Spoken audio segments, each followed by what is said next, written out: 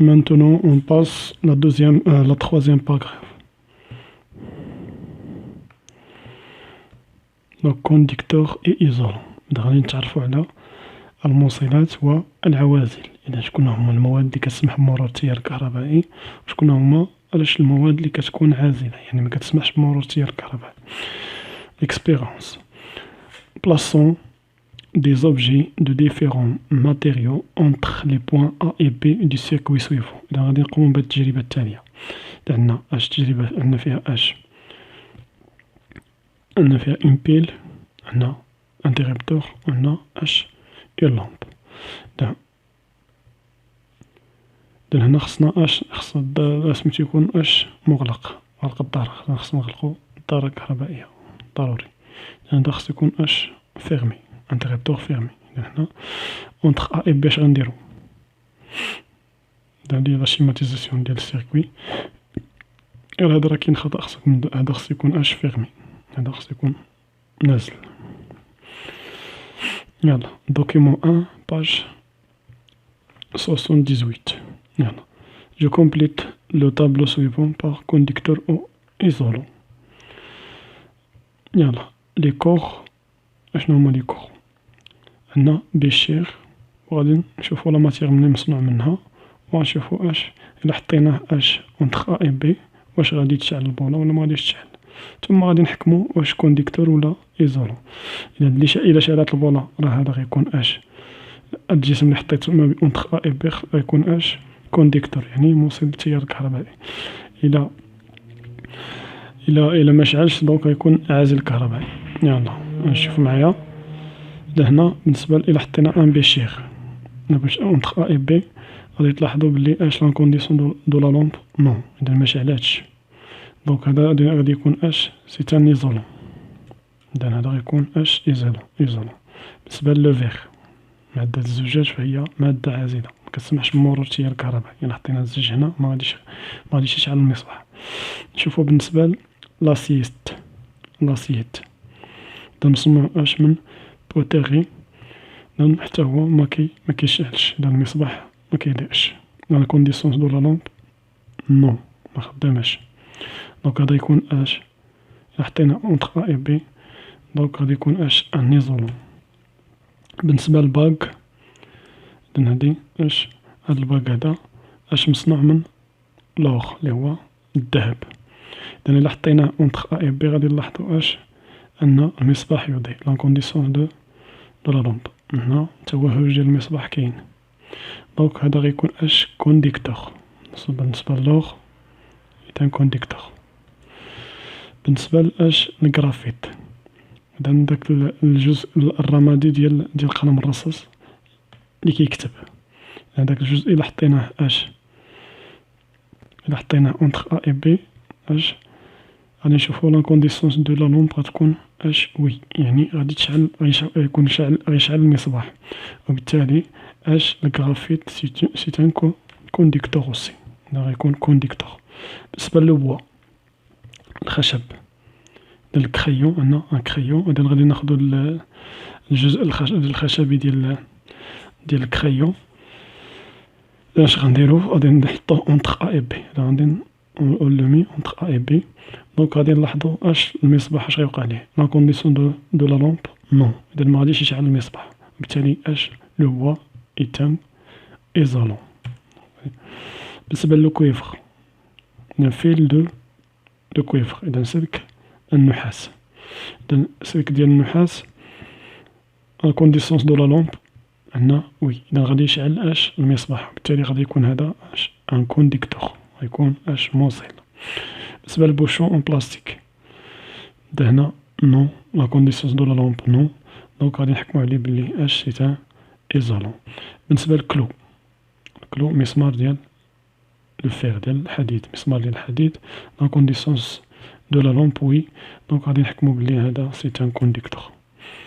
أهم حاجة نستافدو من هاد الفقرة هادي أن كاين جوج ديال المواد. المواد اللي كتكون موصلة، وكاين مواد كتكون عازلة ديال التيار الكهربائي. إذن صنفنا دابا جوج ديال المواد، مواد عازلة ومواد موصلة. Donc, la conclusion, les conducteurs électriques, je connais les conducteurs électriques, les matériaux qui laissent passer le courant électrique, comme le fer, le cuivre, le graphite et ainsi de suite. هنا الموصلات الكهربائية، الموصلات وبعد ما كندير الكونديكتور موصل هكذا، الموصلات اشنو هما؟ هي المواد اللي التي تسمح بمرور التيار الكهربائي، بحال الحديد والنحاس. بالنسبة ليزيزولون إلكتريك، العوازل الكهربائية، بعض الناس كيكتبوا غير العوازل ليزيزولون، ولكن كنقصدو بها ليزيزولون إلكتريك، العوازل الكهربائية. Les matériaux qui ne laissent pas passer le courant électrique comme bois, verre. العوازل الكهربائية هي المواد التي لا تسمح بمرور التيار الكهربائي بحال الخشب والزجاج، البلاستيك كذلك. La dernière paragraphe, application chez une conductrice d'une lampe. أول حاجة غادي نديرو la description de la lampe. Document 2 72. دونك غادي نوصفو مصباح مناش كيتكون، la description de la lampe. أول حاجة كيتكون من البلوت، هذا البلوت هذا كيتسمى لو بلوت.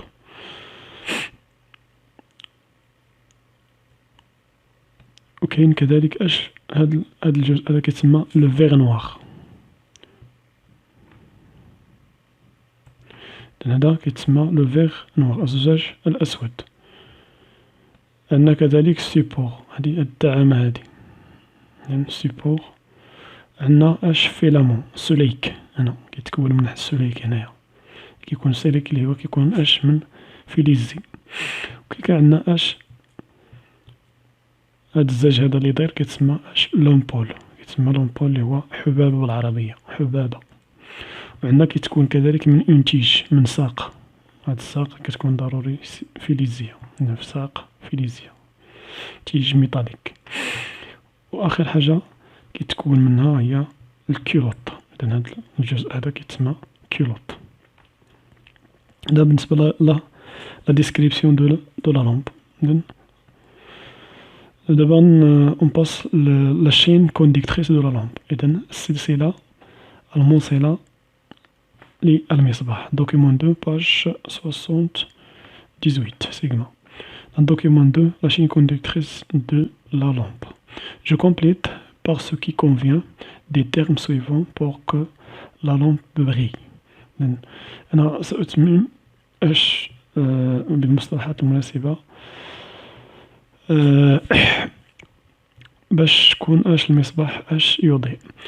لو كيلوط، لو بلوط، تيج ميطاليك 1 و تيج ميطاليك 2.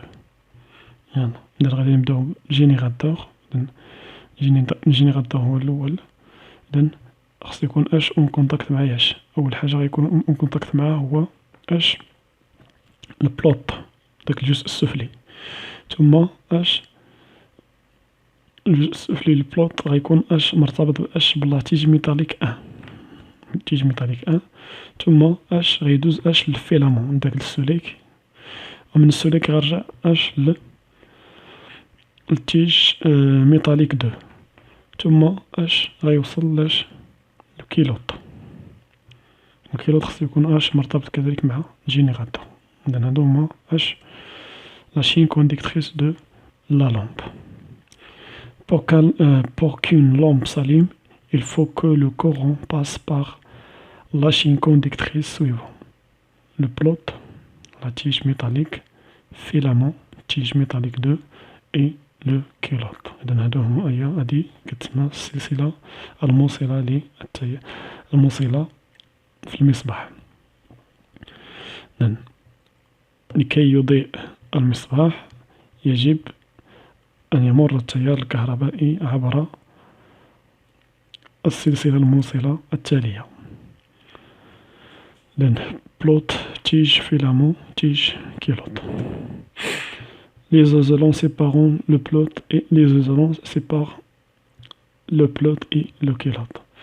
إذن لو بلوت اي لو كيلوت كيكون اش سيباري باغ اش لو فيغ نوار، كيكون اش لو فيغ نوار، و قلنا لو فيغ سي ان ايزولون. عندكم هنا لا تراديكسيون. دونك بالنسبة إلا حصلتو في شي حاجة ما فهمتوهاش غتقلبو في الترجمة تلقاو اش المصطلحات. إذن لو بورن، بورن هو مربط، البلاصة فين كنشدو فين كنربطو الجهاز. لا لامب هو المصباح.